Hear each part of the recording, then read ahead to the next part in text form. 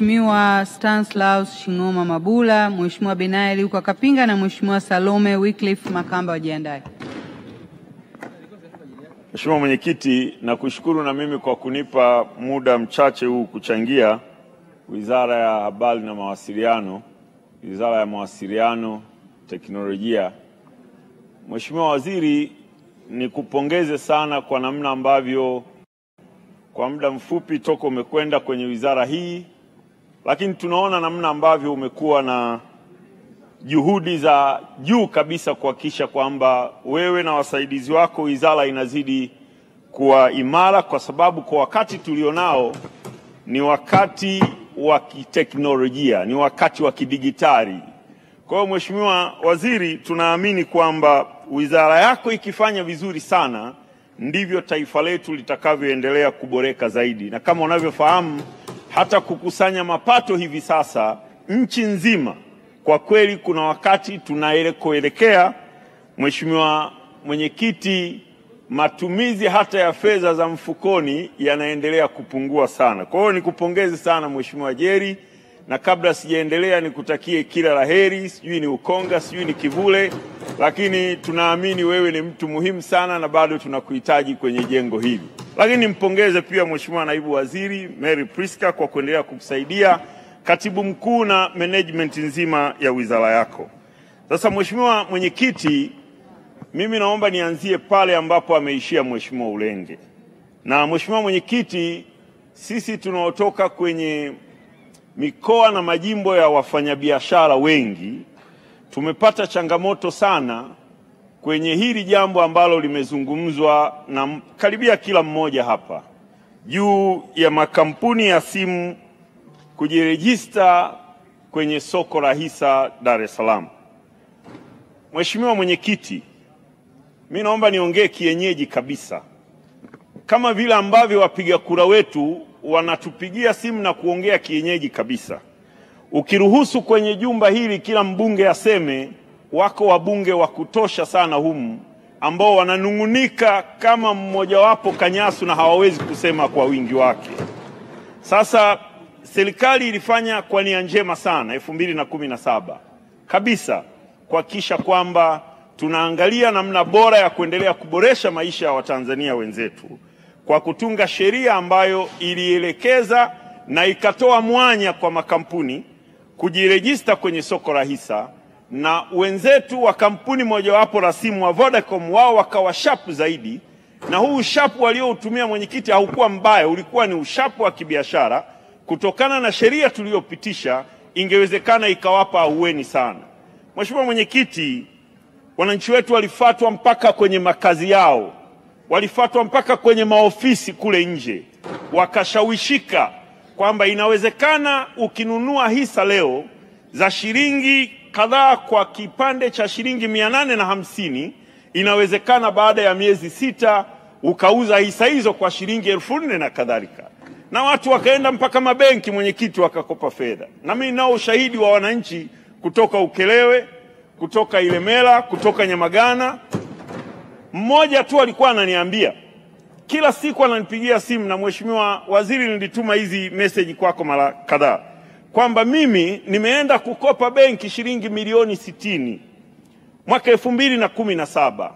Fedha hii nikaenda kuwekeza, nikanunua vipande vyangu 70,600, nikawekeza nikitegemea kila baada ya mwaka au kila baada ya miezi kadhaa nitapata gawio langu. Mheshimiwa Mwenyekiti, cha kusikitisha sana, ndio maana nimesema niongee kienyeji kabisa, toka amewekeza ile fedha shilingi milioni 60, gawio lake la kwanza amelipata mwaka 2024 kwa shilingi 11 kwa share, kiasi cha shilingi 700,000.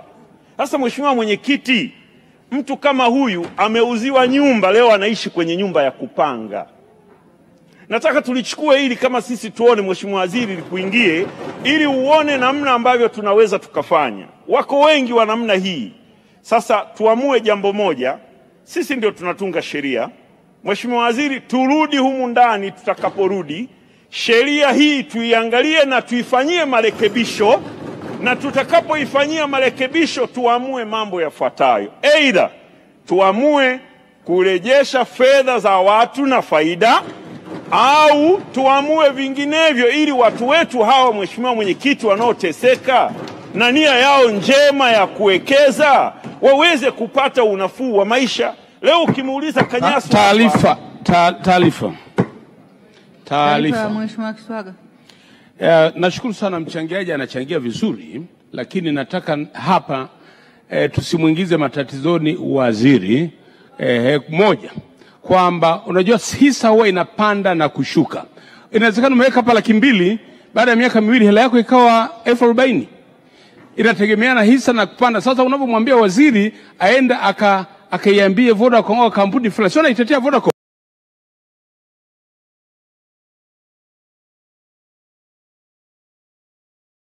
lakini naelezea biashara ya hisa ilivyo. Kwa hiyo tusimuingize waziri matatizoni hapa. Kama ni swala kubadilisha sheria tutabadilisha, lakini sio swala la kusema alipwe na faida. Atalipwa na faida kutoka wapi? Kwa sababu hisa kama imeshuka na alipwaje na faida? Asante sana. Mheshimiwa Stanislaus Mabula, unaipokea taarifa?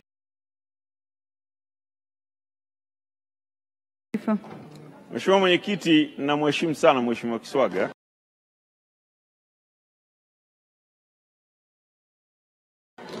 Mimi ninafahamu huyu amekuwa, nisiende huko anyway, siipokei hiyo hoja yake, siipokei.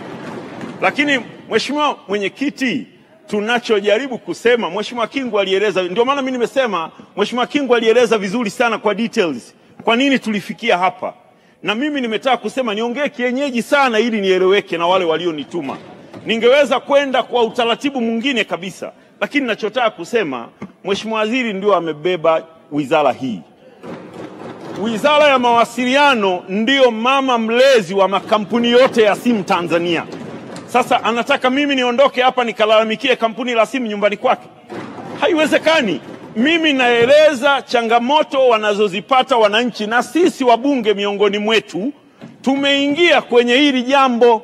Tumenunua hisa 2017, leo miaka 8. Utaratibu gani unafanyika? Ninachotaka serikali iingilie kati kujaribu kusaidia wananchi. It's over.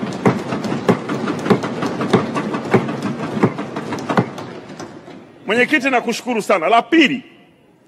La pili, Mheshimiwa Waziri, tunao mradi wa mkongo wa taifa. Mkongo wa taifa, Mheshimiwa Waziri, wengi tunapenda kuita ni SGR nyingine. Na Mheshimiwa Waziri, nikupongeze sana, umeeleza vizuri kwenye mafanikio tulionayo. Sasa hivi tuko takriban wilaya 109 ambazo zimeshafikiwa na mkongo wa taifa. Lakini malengo yetu ni kufikia wilaya zote nchini. Sasa Mheshimiwa Waziri, tunazifikia wilaya kwa kiwango gani? Je, tunafika tu makao makuu ya wilaya tunaacha tunaondoka?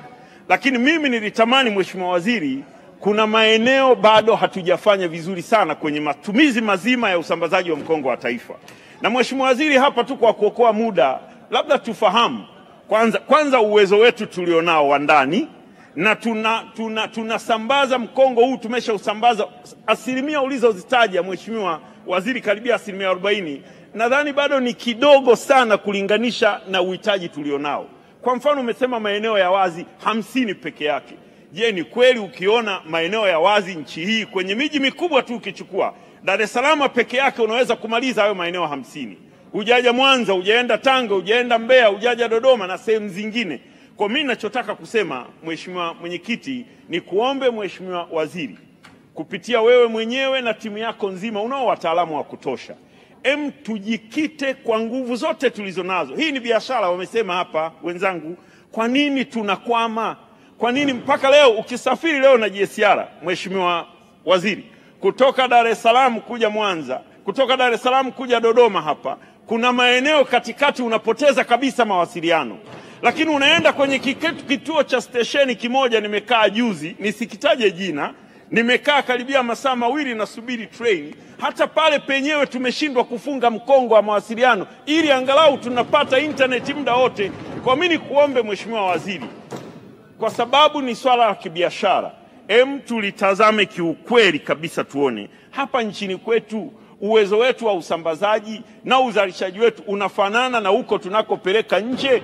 Huko tunakowapelekea nje wako tayari au hawako tayari? Na kama hawako tayari, sisi tumechukua initiatives gani? Au ndio hizi tu leo tunataka tukifika pale boda tumemaliza? Lakini ukienda Kongo wanatuhitaji sana, Mheshimiwa Waziri.